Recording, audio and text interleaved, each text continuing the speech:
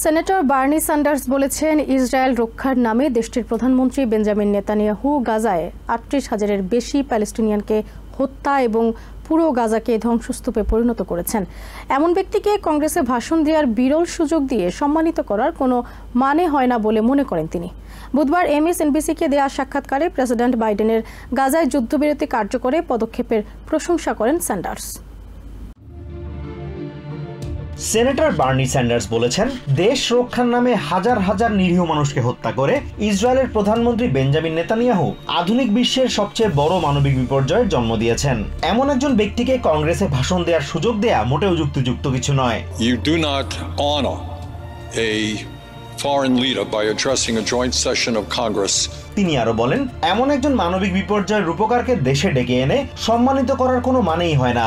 The architect of that policy is not somebody you honor. এদিকে house speaker mic Johnson বলেছেন, senator Bernie Sanders ও ডেমোক্রেটরা এই অধিবেশনে অংশ না নিলে তারা সন্ত্রাসীদের পক্ষ নিচ্ছেন বলে ধরে নেবেন তিনি। তবে তিনি নিজে এমনটা করবেন না। এমনকি তিনি দাবি করেন, হাউস ও সেনেটের বেশিরভাগ সদস্যই নেতানিয়াহুর এই ঐতিহাসিক ভাষণ শুনতে হাউসে সমবেত হবেন। That most of the members of the House of both parties and the Senate এই বিষয়ে জানতে চাইলে সেনেটর বার্নি স্যান্ডার্স অভিযোগ করেন, স্পিকার মেগা রিপাবলিকানদের পক্ষ নিয়ে কথা বলছেন।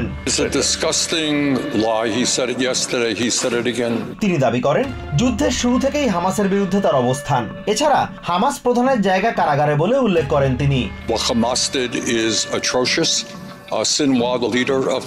তিনি আরো বলেন, তিনি যেমন হামাসের সন্ত্রাসী কর্মকাণ্ড সমর্থন করেন না, একইভাবে নেতানিয়াহু হামাস দমনের নামে গাজায় যা করছেন তারও বিপক্ষে তার অবস্থান। ইন্টারন্যাশনাল ক্রিমিনাল কোর্টের বিরুদ্ধে নিষেধাজ্ঞা আরোপ করা সংক্রান্ত যে বিল হাউসে পাশ হয়েছে সেই বিষয়ে জানতে চাইলে সেনেটর স্যান্ডার্স বলেন, নেতানিয়াহু তার কর্মকাণ্ডের মাধ্যমে আন্তর্জাতিক আইন লঙ্ঘন করেছেন, তাই তার বিরুদ্ধে ICC যে পদক্ষেপ নিয়েছে তা সঠিক। Of international law as well. Gaza বিষয়ে প্রেসিডেন্ট বাইডেনের দেয়া যুদ্ধবিরতির প্রস্তাবের বিষয়ে তিনি বলেন, প্রেসিডেন্টের ইসরায়েল ও গাজা নীতির বিষয়ে আপত্তি থাকলেও এটা সত্য যে পরিস্থিতি সামাল দিতে বাইডেন আন্তরিকভাবেই চেষ্টা করছেন। He is trying on occasion to do the right thing. Azimur Rashid Kanak, TVN 24 news desk.